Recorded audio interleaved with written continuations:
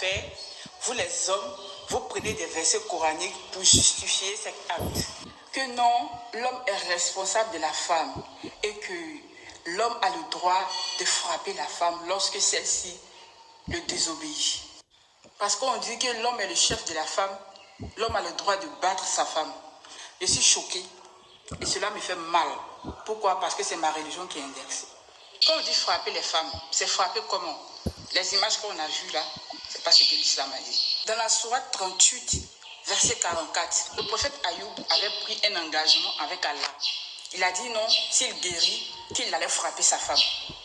Donc, lorsque le prophète a été guéri, comme tu as pris un engagement, pour ne pas que tu puisses désobéir à ton engagement, si tu veux la frapper, il faut la frapper avec un faisceau de brindilles. Ce que tu connais quand même, c'est qu'on appelle faisceau de brindilles. Je vais te montrer si tu ne connais pas. Ça, c'est un faisceau de brindilles de balai. Faisceau de brindilles. Voilà l'exemple ici. Est-ce que tu vois un peu? C'est que la dame l'avait sur son visage. C'est la dame qui fait ça. Respectez quand même les femmes. Pourquoi vous faites ça? Elle est pire que son père. Et puis ça là, sont cassés en deux. C'est ce qu'Allah a autorisé au prophète Ayouba de faire avec ça. Ça peut gonfler le visage d'une femme. Ça là, qu'est-ce que ça peut faire? La sourate 38, verset 44. Allah dit, et prends dans ta main un faisceau de brindilles. C'est ça qu'elle a là. Ça là même sont cassés en deux. Les ficelles là sont cassés en deux.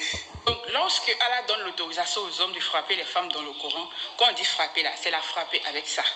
Un faisceau de brindilles de balai. Maintenant, les chrétiens qui vont venir mettre en commentaire pour dire oui, l'islam fait ça. Si vous voulez partir dans la Bible, là, j'ai un lourd verset pour vous.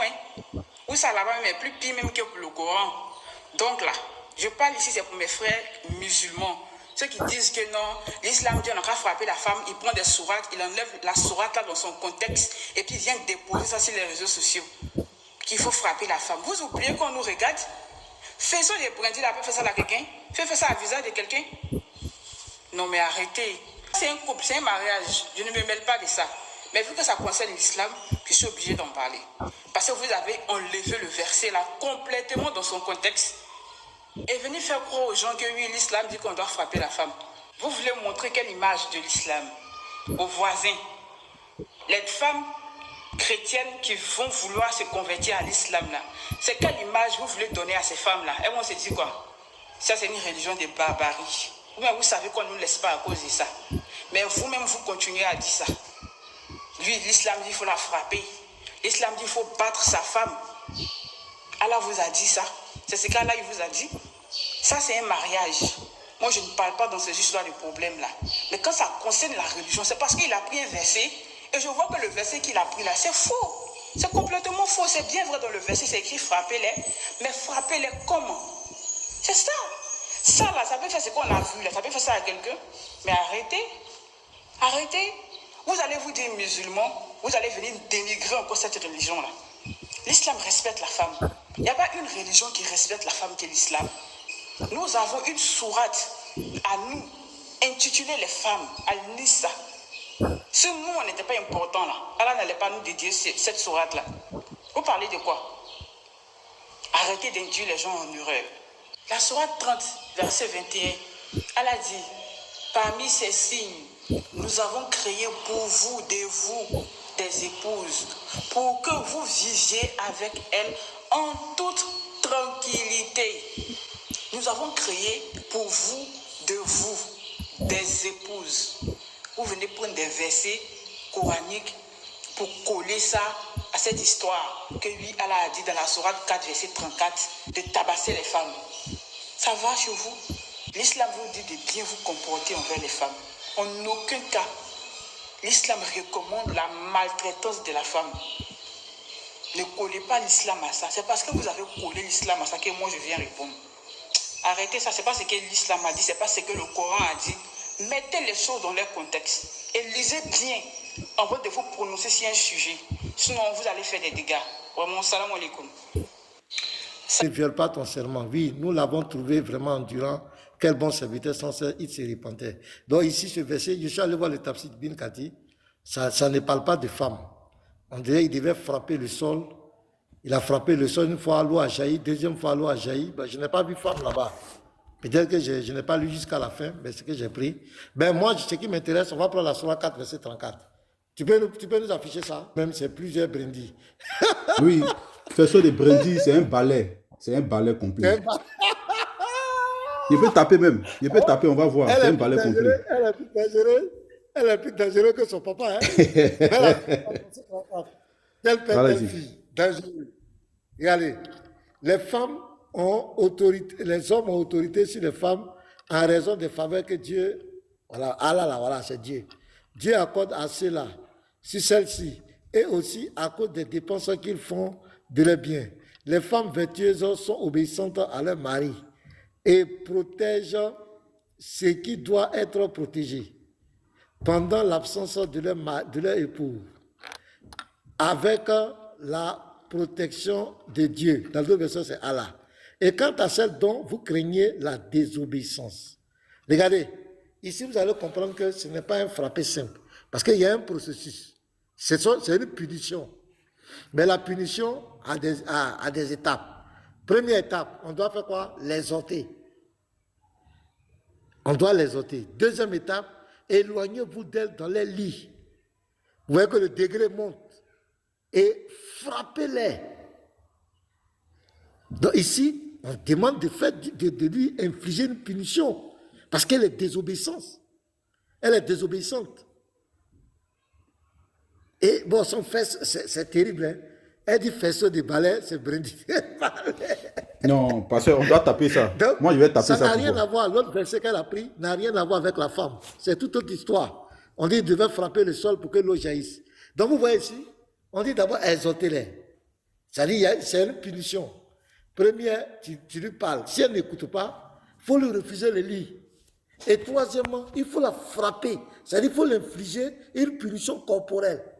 Voilà le faisceau de balai. Et la fille de Diane nous a montré une brindille de balai. Karizim, faut faire un truc, un montage, c'est ça pour nous, pardon. Fais un travail propre. D'accord. Fais un travail propre. Tel père, telle fille. Tu m'envoies, je vais partager aussi. Tel père, telle fille.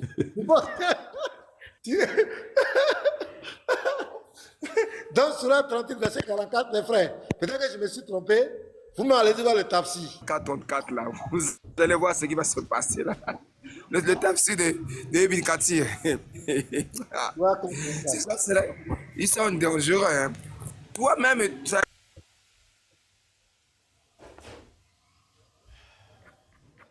Sans mentir, la fille là, elle est plus dangereuse que son papa. C'est-à-dire, elle dit faisceau de brindille, elle sort une brindille, après elle finit, elle conclut en disant ça là même sont cassés en deux, c'est-à-dire que pour que ça ne soit pas long.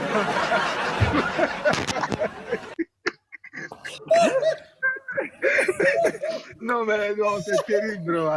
Elle dit ça là même sont cassés en deux, pour que ce soit pas long. Ça dit, et puis, pasteur, Allah même, souvent, il a des solutions. Hein. Ça veut dire que ta femme t'a désobéi, tu veux punir ta femme, tu prends brindille de balai et puis tu la tapes. Ça dit, après ça, ça dit, eux-mêmes, là, ils ne savent pas qu'ils ridiculisent même les dieux quand ils font ça. Ils ne savent pas. Vraiment. Mais le professeur, il s'adresse, ça dit, un esprit qui est défectueux. À quel type de personne peut-il s'adresser? À des esprits défectueux comme lui. Le prophète avait déjà dit que la femme a un esprit défectueux. Mais qu'est-ce qui va sortir de bon dans une telle créature? Donc, en fait, affichez d'abord le tafsir de Surah 4:34 là. Vous allez voir ce qui va se passer. Il y a un truc là. Ben c'est long. Non, en fait. Je peux dire quelque chose. Je peux dire quelque chose, s'il vous plaît. Je vais dire quelque chose. En fait, ce que je comprends. En fait, ce que je comprends, c'est quoi? C'est-à-dire que la personne est en colère. Oui, vas-y, affiche. Ça veut dire que la personne est en colère. Voilà. Le Lévite, excuse-moi, juste une seconde. Il y a une partie dans le tafsir là, il y a un gars qui va venir voir le prophète. La femme va venir accuser son gars auprès du prophète parce qu'il a tapé. Mais ce qui se passe, c'est quoi? Allah va parce qu'il a tapé sa femme. Mais Allah va dire non, toi, tu n'as pas le droit de punir le gars. Le gars a raison de frapper sa femme. L'histoire est dans le tafsir. Donc, en fait, Allah donne tort au prophète le fait qu'il a tapé, qu'il a voulu punir le mari du fait qu'elle veut frapper sa femme. Dans le tafsir, l'histoire est racontée. C'est là. Voilà, super. Vas-y, lis ça. Ce que je voulais dire, c'est quoi? C'est dire que le gars, il est en colère, il est fâché contre sa femme et c'est brindis de balai, il va prendre pour aller frapper sa femme dont il est en colère. C'est extraordinaire. Imaginez, vous-même imaginez, vous êtes fâché contre votre femme et puis vous cherchez brindis de balai, pour aller frapper la femme dont vous êtes fâché. Imaginez ça un peu dans votre esprit, imaginez un peu quoi. Je sais que plus ou moins ici, chacun était un peu fâché contre sa femme. Et puis il va chercher balai, brindis de balai. Oui, pasteur. Et puis elle dit, tu dois casser ça en deux, encore. La fille de Diana, là. Elle dit, tu dois casser en deux. C'est-à-dire que celle-là, elle entend la relève, selon Ouedraogo, le plus grand menteur de l'Afrique de l'Ouest. La relève est assurée. La femme là prend la relève. Elle prend la relève, hein. Elle assure la relève. Le plus grand menteur de l'Afrique de l'Ouest, selon Ouedraogo, elle vient assurer cette relève. Garizim, vas-y. Oui, mais les frères, dans le verset même, la femme ne désobéit pas. La femme n'a pas encore désobéi, elle n'a pas encore posé l'acte. L'homme craint. Voilà, donc c'est dans sa paranoïa qu'il commence maintenant à fatiguer la pauvre dame. Donc, Al-Hassan Al-Bari a raconté qu'une femme vint se plaindre auprès du prophète accusant son époux de l'avoir frappé. L'envoyé de Dieu s'écria, la loi du talion. Mais Allah, à ce moment, fit cette révélation. Les hommes ont le pas sur les femmes et la femme devait retourner chez elle sans appliquer aucune pêche à son mari. Voilà, bon, aucune peine, je pense que vous l'avez écrit, à son mari. Quant à Ali ben Abi Taleb, il raconte que l'envoyé de Dieu lui ordonna d'emmener l'époux d'une femme qui venait de se plaindre en lui disant « Il m'a frappé et voilà les traces de sa brutalité sur mon visage. » L'envoyé d'Allah lui répondit « Il n'a pas le droit de le faire. Allah à cette occasion fit descendre ce verset et le prophète de se crier « J'ai décidé une chose, mais la décision de Allah est différente. » Donc lui dit, l'homme n'a pas... Oh, c'est terrible. Voilà.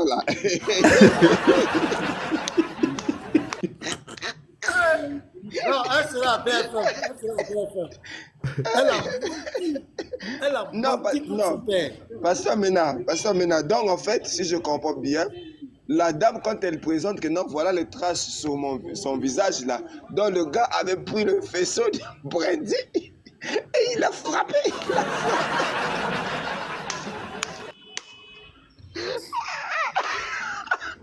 C'est pas possible, frère. Franchement, l'islam, c'est quelque chose. L'islam, ils ont des talents là-bas, même en islam. Ils sont très talentueux. Quelque chose, hein? Même... Trop. Donc, en fait, le gars, parce que là, je n'ai pas le hadith sur moi. Je n'ai pas le hadith authentique rapporté par Bukhari, hein, où la femme préférée, le chouchou de Muhammad, Aïcha, la mère de croyants, rapporte une histoire qu'une dame là qu'on appelle Rida, c'est pas Rida, va venir se plaindre auprès du prophète parce que le gars l'avait défiguré le visage comme pas possible. Et Aïcha rapporte que dans l'Arabie là, il n'y avait pas de femmes qui souffraient plus que les femmes musulmanes. C'est parce que je n'ai pas là, je suis au boulot, je n'ai pas le hadith avec moi. Donc, si je comprends bien, selon la vision de Oustaz Djanefi, donc lorsque le hadith authentique rapporte que Muhammad a frappé Aïcha à la poitrine et Aïcha a témoigné qu'elle a eu mal. Donc en fait, selon l'islam de Oustaz Djanefi, donc Muhammad avait fauté, il fallait qu'il prenne le faisceau de brandy et qu'il frappe Aïcha à la poitrine au lieu de prendre sa main. Non, mais franchement, on ne cessera d'apprendre avec ces gens. Ils sont très dangereux. Ils sont très dangereux, ces gens-là. C'est-à-dire, le prophète lui-même, il est fâché. Lui, il ne prend pas balai. Il ne casse pas la brindille de balai en deux. Lui, il laisse ça. Lui, il prend son coup de coude, il met dans la poitrine des Aïcha. Maintenant, les autres musulmans, eux, ils doivent prendre balai. Ils doivent prendre balai. Ils doivent prendre la brindille. Ils doivent la casser en deux pour frapper leurs femmes dont ils sont en colère. C'est extraordinaire. Mais lui-même, là, quand il était en colère, il n'a pas fait ça. Il n'y a pas de drap. Bon, les frères. Exactement. Donc, Parce que je vais arrêter le live. Je vais arrêter. Garizim, la montagne de la bénédiction.